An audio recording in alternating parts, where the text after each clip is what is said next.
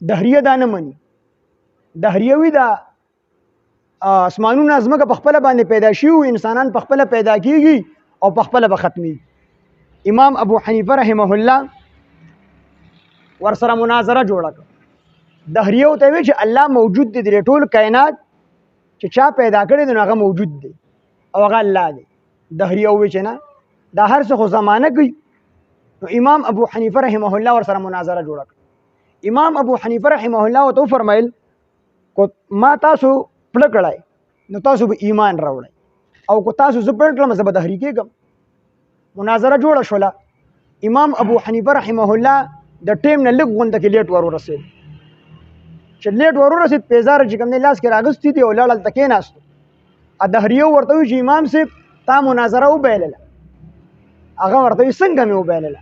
وایي ته لیټ رالې. نو هغه وایي ته خو زما نه تپوس وکړه که نه چې زه څه شي لیټ تلم. زه ګوره رالم، زما تاسو سره ټیم مقرر و، خو چې زه کله دریاب غاړې له رالم نو کښتۍ نه وي.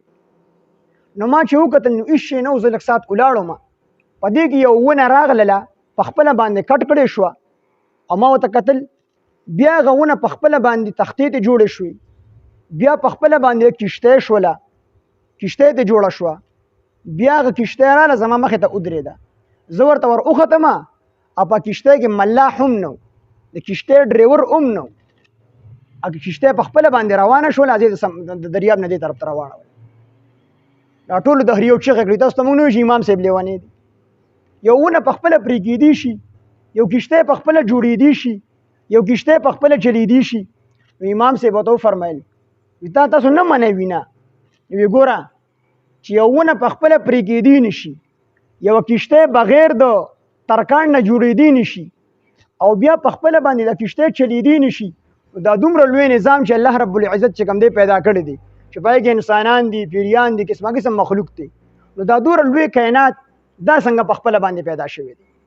او چې څنګه دا کښتۍ بغیر د ملاح نه نشي چلېدلی، نو دا دومره لوی کائنات څنګه چلیږي بغیر د الله نه؟